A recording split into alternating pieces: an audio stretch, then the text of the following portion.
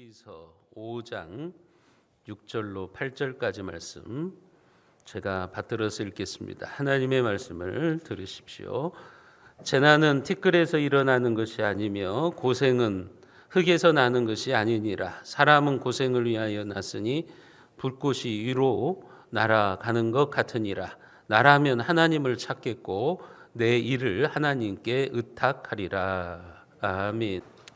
옆에 분들한테 이렇게 인사하시겠습니다. 내 곁에 있어서 고맙습니다. 행복하세요. 인사합니다. 내 곁에 있어서 고맙습니다. 행복하세요. 우리가 살펴보게 되는 욥은 고난의 대명사이죠. 성경에서 나오는 욥이지만 세상의 문학 작품 속에서도 욥은 고난의 대명사로 등장을 합니다. 인류 역사에 있어서 욥하면 떠오르는 것이 이제 고난이라고 하는 단어입니다. 그 욥기서의 구조는 전체적인 구조는 욥의 고난을 두고서 욥과 욥을 찾아온 친구들 사이에 고난에 대한 논쟁을 벌이는 것입니다. 욥기서 1장과 2장에 보면 욥의 온전한 신앙을 부각합니다. 하나님께서 이 땅을 굽어 살피시면서 가장 온전한 의인, 신앙생활을 잘하는 사람, 그 사람이 바로 욥이었습니다. 욥의 온전한 신앙을 그래서 욥기서 서론에서는 우리에게 반복해서 알려주고 있습니다. 욥은 정말로 하나님을 잘 믿는 사람이었고 그의 신앙은 하나님께서 인정하실 정도로 훌륭하다는 사실을 미리 전제하고 있는 거죠. 왜 그러는 것입니까? 왜 욥기서 1장과 2장에서 욥의 그러한 온전한 신앙을 강조하고 있느냐? 그 이유는 욥이 당하는 고난은 죄에 대한 형벌이 아니라고 하는 사실을 우리에게 알려주시려고 하는 거예요. 욥이 하루아침 사이에 모든 재산을 잃어버리고 집안이 망해버리고 자기의 10 자녀들이 한꺼번에 건물이 무너져서 죽게 되고 또 자신은 몸에 병이 들어가지고 온몸에 고름을 줄줄 흘리고 있고 이런 고난이 결코 욥의 잘못이 아니다. 욥의 죄 때문에 일어난 고난이 아니다. 그 사실을 우리에게 알려주시고 있는 겁니다. 그리고 나서 이제 3장부터는 이제 욥과 욥의 친구들 사이에 고난에 대한 논쟁이 시작됩니다. 그 논쟁은 욥의 탄식 때문에 비롯이 됩니다. 욥이 너무 힘들고 고통스러우니까 우리가 지난 시간에 살펴봤던 것처럼 자기의 생일을 저주했어요. 차라리 내가 안 태어났다면 이런 고난을 당하지 않을 텐데 이렇게 하면서 탄식을 한 거죠. 너무 힘드니까 살아있는 것 자체가 고통스러우니까 그의 입에서 탄식이 나온 겁니다. 그런 욥의 탄식하는 모습을 보면서 욥의 친구들은 욥의 잘못을 지적합니다. 욥아, 네가 고난당하는 것은 죄가 있어서 그런 것 아니냐? 이유 없는 고난이 있겠냐? 그러면서 욥의 친구들이 인과응보의 원리를 이제 대고 있는 것입니다. 뿌린 대로 거둔다. 너의 고난은 죄 때문이다. 이게 욥의 친구들의 진단이죠. 욥은 아니라는 거죠. 욥은 그들의 그런 진단을 거부하는 겁니다. 이 욥과 욥의 친구들 사이에 이제 긴 논쟁이 이제 시작이 되는 거예요. 욥의 친구들은 욥이 너무나 고통스럽고 힘들어서 좀 탄식을 한 것을 가지고 그 탄식조차도 용납할 수가 없었어요. 욥의 친구들의 입장에서는 그런 생각을 한 겁니다. 왜 욥이 선하신 하나님께 원망하느냐? 그렇게 생각을 하고 있는 거죠. 하나님이 하시는 일은 정의로운 건데 왜 욥은 하나님이 하시는 일을 못마땅해 하느냐 하는 거예요. 네가 왜 탄식해? 네가 왜 하나님께 원망해? 지금 그것을 따지고 있는 거죠. 하나님이 하시는 일은 공의로운 거예요. 그래서 욥에게 고난을 주신 것도 하나님의 공의를 실현하는 거예요. 욥이 무엇인가 죄를 지었으니까 하나님이 고난을 준다는 거예요. 그런데 욥은 왜 그것을 거부하고 있느냐 하는 그런 의도입니다. 그런 면에서 이 욥의 친구들은 원칙주의자들이었어요. 하나님을, 공의의 하나님, 인과응보의 하나님, 그 원칙주의에 이들이 갇혀 있다는 것을 우리가 알 수가 있습니다. 여러분, 오늘 본문에도 보면 고난을 겪는 욥의 탄식에 대한 친구 엘리바스의 충고입니다. 욥기서 4장과 5장은 이제 엘리바스라고 하는 가장 연장자였죠. 친구 중에 가장 나이가 많은 엘리바스의 충고가 나옵니다. 그의 충고를 우리가 들어보면 모두가 옳은 말이고 또 성경적으로도 정당한 말이에요. 하지만 틀린 말이 되어버리고 말아요. 욥에게 그 정당한 말, 성경적으로 옳은 말이 적용되지 않는다고 하는 말입니다. 오늘 욥기서 5장 2절과 3절에 보면 엘리바스가 그렇게 욥에게 말을 합니다. 분노가 미련한 자를 죽이고 시기가 어리석은 자를 멸하느니라. 내가 미련한 자가 뿌리 내리는 것을 보고 그의 집을 당장에 저주하였노라. 엘리바스는 욥에게 그렇게 말합니다. 너의 분노가 미련한 자가 하는 것이다. 욥은 졸지에 어리석은 자가 되었고 미련한 자가 되어버렸어요. 왜 엘리바스가 지금 욥에게 너는 어리석은 자이고 미련한 자야? 지금 이렇게 말을 하고 있는 거죠? 왜 그렇다는 겁니까? 욥이 지금 자기의 죄로 인해서 고난을 겪고 있는데 그 사실을 인정하지 않는다는 거예요. 그러니까 너는 미련한 자야. 너는 어리석은 자야. 회개하지는 않고 하나님께 탄식이나 늘어놓고 분노나 드러내고 있는 너는 미련한 자이고 어리석은 자다. 지금 엘리바스가 그런 이야기를 하고 있는 겁니다. 엘리바스의 신앙적 사고에는 이유 없는 재난은 없다는 거예요. 인과응보의 법칙에 의하면 욥이 지금 고난을 겪고 있는데 네가 이유 없이 고난을 겪겠느냐 그 말이에요. 욥도 죄가 있기 때문에 하나님으로부터 지금 징계를 받는다 그런 생각을 하고 있는 겁니다. 엘리바스는 마치 자기는 대단한 신앙인이라도 된 양 욥을 매섭게 정죄하면서 훈계를 지속합니다. 6절에도 보세요. 재난은 티끌에서 일어나는 것이 아니며 고생은 흙에서 나는 것이 아니니라. 재난이 티끌에서 일어난다는 것은 아무 이유 없이 사고나 어려움이 터지지 않는다는 말입니다. 다시 말해서 욥이 당하는 고난은 다 이유가 있다는 의미입니다. 마찬가지로 고생은 흙에서 나는 것이 아니다. 이 말도 사람이 고생하는 것도 그냥 우연히 일어나는 일이 아니라 고생할 이유가 충분히 있다고 하는 말이에요. 이런 엘리바스의 관점에 의하면 여러분들이 고생을 하면 그 고생은 고생값을 하는 거예요. 예를 들면 지금 우리 청년들이 취업 자리가 없어요. 그러면 엘리바스의 관점에 의하면 뭐가 되느냐? 네가 못하니까 지금 취업 못하는 거지. 어떤 사회적인 구조의 문제나 아니면 그 사회의 어떤 현상들을 무시해버리는 거예요. 다른 애는 취직했는데 너는 왜 취직 못했어? 너 뭔가 문제가 있는 거 아니야? 너 무엇인가 죄가 있는 거 아니야? 이런 식으로 이제 갈 수밖에 없는 거예요. 여러분 지금 우크라이나 땅에 전쟁이 일어나는 거예요. 사람들이 죽어요. 무고한 생명이 죽어요. 엘리바스의 관점에 의하면 그 사람들이 죽는 것은 정당한 거예요. 뭔가 그 사람들에게 문제가 있으니까 죽는 거예요. 지금 엘리바스가 그런 관점에서 보는 겁니다. 욥이 고난을 당하는 것은 욥에게 뭔가 문제가 있기 때문에 하나님께서 욥을 징계하는 것 아니겠느냐. 이런 충고를 해주고 있는 겁니다. 여러분 엘리바스는 인과응보의 원리를 믿는 정의의 수호자입니다. 하나님은 공의의 하나님이시야. 하나님은 선한 자에게는 복을 주시고 악한 자는 징계하시는 분이야. 이런 신학을 가지고 있는 겁니다. 그래서 욥기서 4장 8절에도 보면 엘리바스가 그런 말을 한 거예요. 악을 밭갈고 독을 뿌리는 자는 그대로 거두나니. 결국은 뿌린 대로 거둔다는 거죠. 여러분, 욥도 지금 자기가 뿌린 대로 거두는 것이라는 말이에요.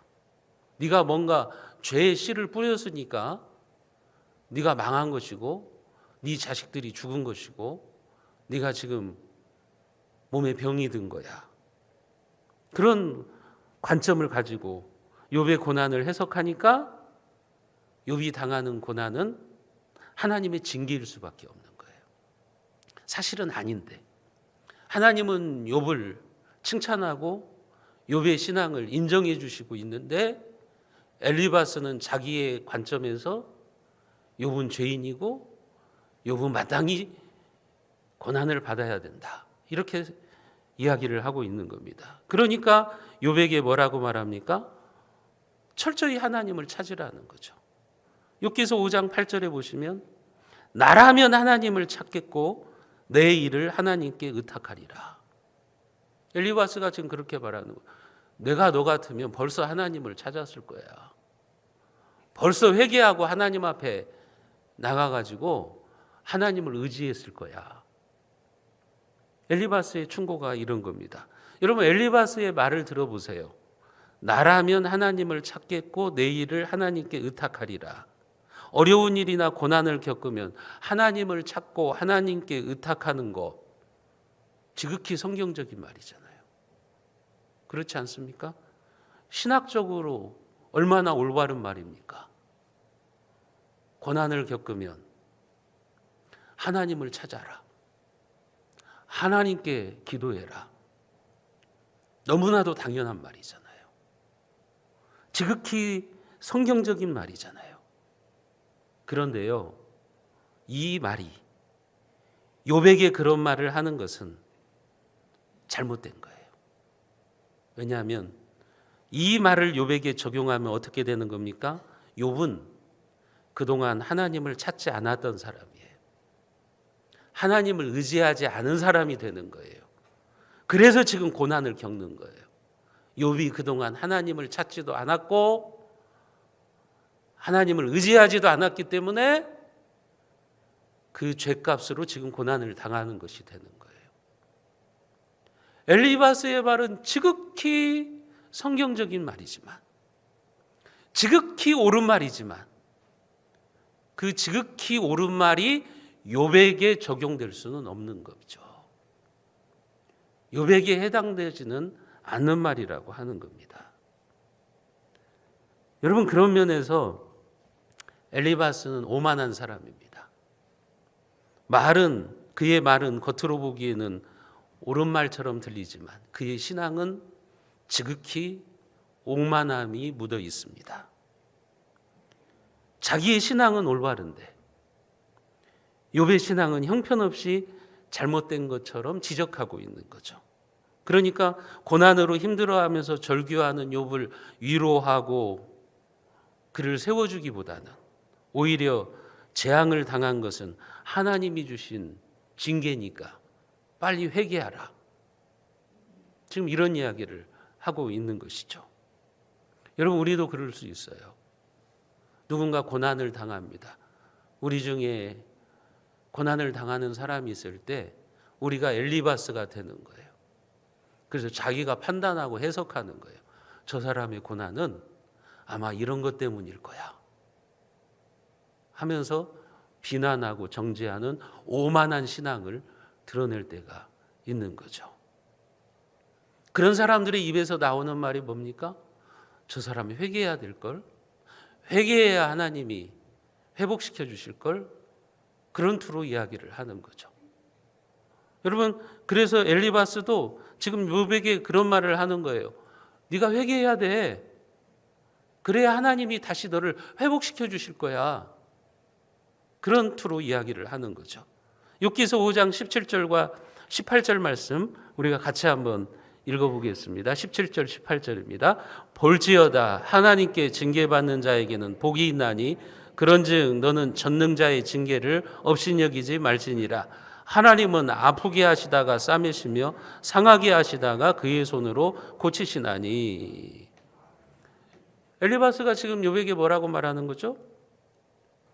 너는 전능자의 징계를 업신여기지 마라. 옳은 말이에요. 하나님의 징계를 우리가 업신여기면 안 되죠. 때로 하나님께서 징계라고 하는 방법을 통해서 누군가를 올바른 신앙의 모습으로 돌아오게 하죠. 하나님이 고난을 주셔가지고 하나님을 떠난 사람을 하나님께로 돌아오게 하는 경우도 있습니다. 그러면 그게 복이 되는 거죠. 그런 면에서 엘리바스의 말은 옳은 말이에요. 하나님께 징계받는 자에게는 복이 있나니. 그렇게 하나님께 징계를 받아서 회개하고 하나님께 돌아오면 하나님이 회복시켜 주신다는 거죠. 하나님은 아프게 하시다가 싸매시며 상하게 하시다가 그의 손으로 고치시나니. 참으로 옳은 말이죠. 은혜로운 말이잖아요. 얼마나 은혜로운 설교입니까? 하나님은 아프게 하시다가 싸매주시는 하나님이시다. 상하게 하시다가 고쳐주시는 하나님이시다. 은혜로운 말이고 옳은 말입니다. 그러나 아무리 은혜로운 말이고 은혜로운 말이라고 할지라도 그 말을 욥에게 적용하면 틀린 말이 됩니다. 그러면 욥이 지금까지 하나님을 업신여기고 있었다는 말이 되는 거예요. 하나님이 욥을 업신여겼나요? 아니, 욥이 하나님을 업신여겼나요? 안 그랬어요. 욥기서 1장에서 하나님은 욥의 신앙을 칭찬했습니다. 이 세상에서 욥처럼 의로운 사람이 없었다고 하나님은 칭찬했어요. 욥은 하나님을 업신여긴 적이 없습니다. 그런데 지금 엘리바스의 말을 들어보면 욥은 그런 사람이 되어버리고 마는 거예요. 하나님을 업신여겼던 사람. 여러분, 엘리바스의 충고는, 엘리바스의 입에서 나오는 말은 그 자체로는 맞는 말이에요. 그리고 이성적으로도 합당한 말이에요. 경험 측상으로도 맞는 말이에요. 그래서 엘리바스는 오늘 욥기서 5장 27절에 보면 볼지어다 우리가 연구한 바가 이와 같으니 너는 들어보라 그러면 내가 알리라, 이런 말을 합니다. 엘리바스 자기가 인생을 살면서 자기가 습득한 지식들, 자기가 경험한 것들을 보니까 옳다는 거예요. 그러니 너는 지금 내 말을 들으라. 욥에게 그런 말을 하는 거예요. 내 인생의 경험, 내가 신앙생활을 해왔던 경험에 비추어 볼 때 욥아, 너는 내 경험치를 들어야 돼. 내 말을 들어야 돼. 지금 그런 말을 하는 거예요. 자기의 경험이 다 옳고 자기의 경험이 다인 것처럼 말하는 거예요. 욥을 찾아온 세 친구 중에 엘리바스가 가장 나이가 많아요. 그러니까 그가 습득한 인생의 지식과 인생의 경험을 가지고 지금 욥에게 충고를 하는 겁니다. 내가 인생을 살면서 이런 경험을 했다. 그러니 그 경험을 가지고 너에게 지금 충고해 주니까 너는 내 말을 들어야 돼. 지금 이런 식으로 이야기를 하고 있는 겁니다. 하지만 엘리바스의 경험치가요, 욥에게는 해당되지 않아요. 엘리바스의 말과 엘리바스의 경험은 구구절절히 옳은 말이고 보편적으로 맞는 일이었어요. 하지만 욥에게는 적당한 말이 아니었어요. 엘리바스의 경험이 욥에게는 해당되지 않아요. 그가 경험을 통해서 습득한 그 지식이 욥에게는 적용되지 않는다는 말입니다. 그러니까 엘리바스의 입으로 내뿜는 말들이 지극히 옳은 말이고 지당한 말이지만 그것이 오히려 혀에 채찍이 되어가지고 고통당하고 있는 욥의 상처에 소금을 뿌리는 일이 되어버리고 만 겁니다. 여러분, 지금까지 우리는 엘리바스의 말을 들어봤어요. 엘리바스의 말 얼마나 옳은 말입니까? 하나님께 징계를 받고 하나님께 돌아오는 자는 참 복이 있다. 하나님은 아프시게 하다가 싸매시는 하나님이시다. 상하게 하시다가 고쳐주시는 하나님이다. 얼마나 좋은 말이에요. 나라면 하나님을 찾겠다. 하나님을 의탁하겠다. 우리가 하나님을 찾아야 되고 하나님을 의지해야 된다는 말, 너무나도 옳은 말이잖아요. 지극히 합당한 말이잖아요. 하지만 그의 말에는 진심 어린 긍휼의 마음이 없습니다. 고난당하고 있는 욥에 대한 긍휼이 없어요. 그리고 욥의 고통에 공감하지도 못하고 있어요. 여러분, 그런 면에서 엘리바스의 그 신앙은, 그리고 그가 가지고 있는 신학은 죽은 신학이에요. 사람을 살리는 신앙이 아닙니다. 그런데 우리도 그럴 수 있다고 하는 거예요. 누군가 고난받고 있을 때 내가 가지고 있는 성경 지식을 가지고 판단을 하는 거예요. 아마 저 고난은, 저 사람이 당하는 고난은 이것 때문인 것 같은데, 내가 몇십 년 동안 신앙생활하면서 경험한 바에 의하면 지금 저 성도가 당하는 고난은 아마 신앙생활을 잘 못해서 그런 것 같아. 엘리바스죠. 우리가 엘리바스가 되는 거예요. 그런 신앙 지식은, 여러분, 그런 경험치는 사람을 죽이는 신학입니다. 사람의 아픔에 공감하지 못하는 신앙이에요. 오늘 우리가 그런 신앙생활을 할 수 있다는 것을 엘리바스를 통해서 알아야 되는 겁니다. 아무리 옳은 말이라고 할지라도 그게 적합한 상황에 적용되지 않으면 공연불이 되기가 쉽다고 하는 거예요. 여러분, 오늘 우리가 엘리바스처럼, 욥의 친구들처럼 인과응보의 신학으로 원칙만 내세울 때 우리도 욥의 친구들처럼 될 수 있음을 알아야 됩니다. 특히 그런 사람들이 어떤 사람들이냐? 저와 같은 목회자들이에요. 그리고 원칙만 따지는 원칙주의자들이에요. 신앙생활을 하면서 원칙만 따지는 사람들이 있잖아요, 교회 안에. 그런 사람들이 엘리바스처럼 되기가 아주 농후한 사람들이에요. 목회자들이 그러잖아요. 성도들의 고난 앞에서 신학적인 판단을 먼저 하는 거죠.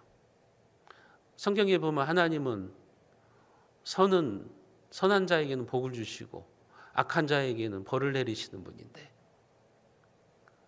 저 성도가 신앙생활을 잘못했으니까 지금 고난을 받는 거지. 이 응과응보의 신학을 가지고 따지는 거죠. 거기에는 고난받는 성도에 대한 긍휼의 마음이 없는 거예요. 그러니까 그 신학은 죽은 신학이 되는 겁니다. 여러분, 원칙만 따지는 사람들이 그렇잖아요. 원칙만 따지다 보니까 성도들의 아픔을 공감하지 못하는 거죠.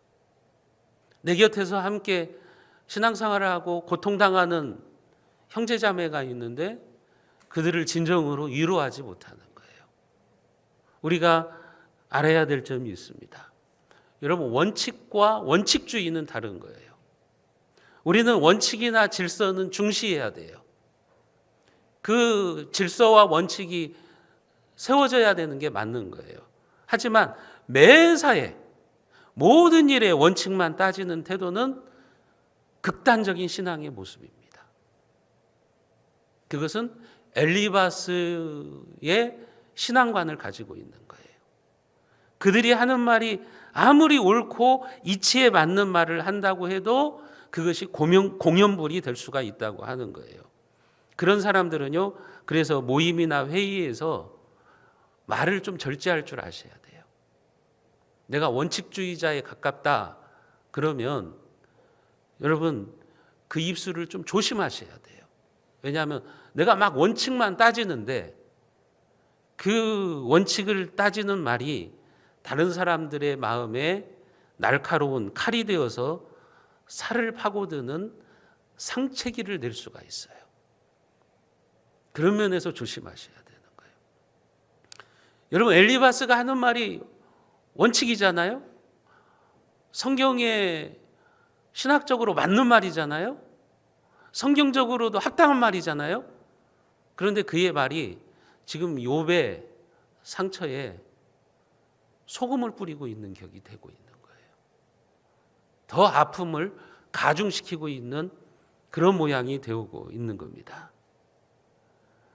여러분, 혹시 오늘 우리의 말이 엘리바스처럼 옳은 말이지만, 원칙을 내가 따지고 있지만 그 말이 다른 사람들을 때리는 혀의 채찍이 되고 있는 것은 아닌가? 다른 사람들의 마음에 날카로운 칼을 갖다가 들이대고 있는 비수가 되고 있지는 않는가? 우리는 한번 우리 자신을 돌아봐야 돼요. 이런 면에서 우리는 조심하셔야 돼요.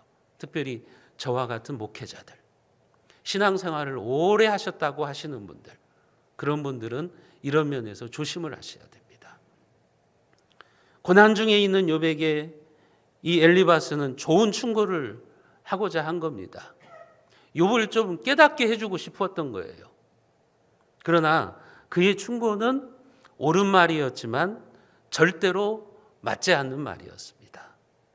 오히려 욥에게 위로와 치유가 되기보다는 더 아프게 하는 말이 되어버리고 만 겁니다. 우리도 그럴 수 있는 거죠. 고난 중에 있는 사람에게 내가 좋은 충고를 준다는 것이, 약을 준다는 것이 오히려 독을 줄 수가 있다고 하는 거예요. 약이 아니라 독이 되어서 상대방을 치유하기보다는 상대방을 더 죽이는 그런 말을 할 수도 있다고 하는 것을 우리는 기억할 필요가 있는 겁니다. 오늘날 교회 안에도 엘리바스와 같은 사람들이 많습니다. 교회에 다니는 사람들은요, 옳은 말을 잘해요. 그리고 성경적인 말도 참 잘합니다. 목회자가 얼마나 옳은 말만 합니까? 제가 설교단에서 여러분 틀린 말 합니까? 얼마나 옳은 말을 합니까? 신학적으로 오류가 없는 말을 합니다. 지극히 성경적인 말을 하고 있잖아요. 그런데 때로는 그 옳은 말을 엘리바스가 사용하는 것처럼 할 수가 있다고 하는 거예요. 그래서 옳은 말을 하고 있지만 상대방을 세워주거나 상대방을 위로해 주지 못하고 오히려 그 옳은 말을 통해서 자신의 의로움을 내세우고 상대방을 무너뜨리는 그런 경우가 될 수가 있다고 하는 거죠. 여러분, 그러므로 내가 아무리 옳은 의미로 사용한 말이라고 할지라도 그 말이 그 사람에게 적합한 말인지, 그 상황에서 맞는 말인지, 그것을 여러분들이 깊이 생각하셔야 돼요. 내가 한 말이 아무리 옳은 말이고 내 인생의 경험치가 보편적이라고 할지라도, 내가 신앙생활을 하면서 경험했던 것이, 그 경험이 상식적이라고 할지라도 상대방을 넘어지게 하고 아프게 한다면 그 옳은 말이 약이 되지 못하고 독이 될 수 있음을 우리는 기억해야 되는 겁니다. 아무리 좋은 약도요, 부작용이 있는 거예요. 그래서 여러분들이 건강을 위해서 먹는 건강식품에도 거기에 사용 설명서에 보면 부작용이 나와요. 이런 사람들은 이 약을 피하십시오. 이런 분들은 이 약을 복용하시면 안 됩니다. 또는 주의해야 됩니다. 이런 부작용을 적어 놓는 거예요. 그런 것처럼 여러분들이 아무리 옳은 말을 하시고 여러분들의 경험이 풍성하고 그것이 보편적이고 여러분들이 내세우고 있는 원칙이 맞는 것이라고 할지라도 여러분들이 그 말을 함부로 하다 보면 부작용이 나온다는 거예요. 부작용이 있을 수 있다고 하는 거예요. 그래서 우리는 말을 하기 전에 함부로 내뱉지 말고 내 감정대로 말하려고 하지 말고 그 상황을 잘 살펴보셔야 되는 것이고 상대방이 어떻게 받아들일지를 여러분들이 생각해 보셔야 되는 겁니다. 특히 상대가 고난 중에 있을 때는 더욱더 그러해야 되는 거예요. 욥이 지금 고난 중에서 아파하고 있는데 욥의 친구들이 들이대는 원칙이 뭡니까? 야, 하나님은 이런 분이시야. 하나님은 공의의 하나님이시야. 뿌린 대로 거두게 하시는 하나님이시야. 이런 원칙을 내세울 때 욥의 아픔을 더욱더 고통스럽게 하잖아요. 더욱더 상처를 내는 말들을 그들이 하고 있는 것 아닙니까? 여러분, 그래서 우리는 해야 할 말과 하지 말아야 되는 말을 구분할 수 있는 분별력을 주시기를 하나님께 기도하세요. 제가 아는 어떤 목사님은 그런 얘기를 하시더라고요. 자기가 성도들이나 아는 사람들, 후배든 친구든 목회자 친구이든 충고를 하려고 할 때는 일주일을 기도하신대요. 일주일을 기도하시고 일주일을 기도하시고 나셔도 마음의 자유함이 없다면 한 달을 기도하신대요. 한 달을 기도했다가 충고하고 조언을 하는 그런 습관을 가지고 계시대요. 여러분, 우리도 마찬가지예요. 자기가 조금 기분 나쁘다고 자기 감정이나 자기 기준대로 말하려고 하지 말고 말을 좀 절제할 줄 알아야 돼요. 내 경험상 아무리 옳은 말이라고 할지라도 그게 틀린 말이 될 수 있고 내 경험이 전부가 아니에요. 여러분, 교회도 마찬가지예요. 우리 교회는 한 40여 년 가까이 되니까 우리 교회가 쌓아놓은 경험이 있을 거예요. 경험치가 있을 거예요. 그런데요, 여러분, 우리가 가지고 있는 경험치가 다 맞지를 않아요. 저도 교회를 한 6개 정도 경험해봤지만, 목회를 해봤지만 교회마다 다 다른 경험치를 가지고 있어요. 그러니까 우리가 가지고 있는 경험치로 함부로 다른 교회를 판단하면 안 돼요. 함부로 비난을 하면 안 되는 거예요. 그러면 오류를 범할 수밖에 없는 거죠. 여러분도 인생을 살아가시면서 60년, 70년 살아가시면서 여러분들이 가지고 있는 경험치가 있잖아요. 근데 그게 다른 사람들에게도 다 맞다고 착각하시면 안 돼요. 그걸 가지고 함부로 충고하려고 하다가 여러분 오류를 범하는 겁니다. 엘리바스처럼 되는 거예요. 그것이 아무리 옳은 말이라고 할지라도, 그것이 아무리 성경적이라고 할지라도 여러분, 잘못된 충고를 할 수도 있고 오히려 그 말이 다른 사람들을 더 아프게 하고 상처를 낼 수도 있다고 하는 것을 우리는 알아야 됩니다. 사랑하는 성도 여러분, 우리가 엘리바스를 통해서 우리의 삶을 좀 성찰할 수 있기를 바랍니다. 혹시 우리도 엘리바스처럼 신앙의 원칙주의만 따지면서 내 말을 듣는 사람들의 가슴에 생채기를 내고 있는 것은 아닌지 우리가 한번 살펴봐야 됩니다. 이번 한 주간도 저와 여러분들의 입이 고난받는 사람들, 힘들어하는 사람들에게 혀의 채찍이나 쏘는 가시가 되지 않기를 바랍니다. 우리의 입이 누군가의 가슴에 새로운 인생의 용기를 창조하는 그런 말이 될 수 있기를 주님의 이름으로 축원드립니다.